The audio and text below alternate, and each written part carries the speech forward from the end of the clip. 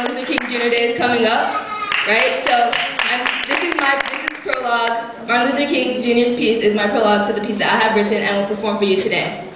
Men for years now have been talking about war and peace, but no longer can they just talk about it. It is no longer a choice between violence and non-violence in this world. It's violence. It's non-violence or non-existence. That is where we're at today. War and peace. Let's take a second to think about war and peace. War and peace. I'm a little confused. My vision's a little blurred, but maybe you can see. I don't know about you, but to me it seems like we're just waiting for the tension to ease. Hoping, waiting, wishing that the president-elect will do something about that war, those wars, so we can finally have peace. Hoping, wishing, waiting for future Mr. President to fix that recession so we can have a good Christmas, New Year's, and I hope you all had a good Thanksgiving. Waiting, wishing, hoping, hoping, wishing, waiting, because it seems like that's all we can do. Thinking, I'm just a person. What can I do? Well, I'm just a person too.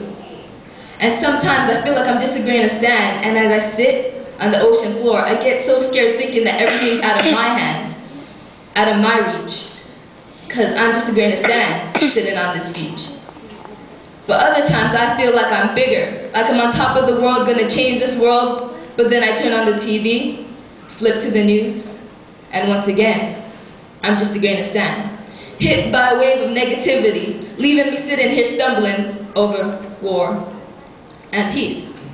War and peace. I'm a little confused, my vision's a little blurred, but maybe you can see.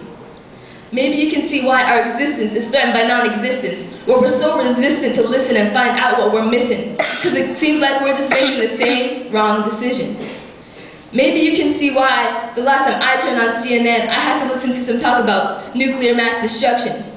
Families are so poor you can almost feel the frustration. And in the world today you can still see the discrimination. Can we stop? I can't stand this exhaustion. And we think we got this perfect system of education, but what do we really got? Only limitations. Because what we don't know can hurt us. And as I sit in the back of the class while the rest of the room is trying to figure out the square root of 96,559,483 and if they're going to pass, the only number in my head is 6 billion. 6 billion people in this world brought in, taken out, and who's going to last? In this world where we are not yet free at last.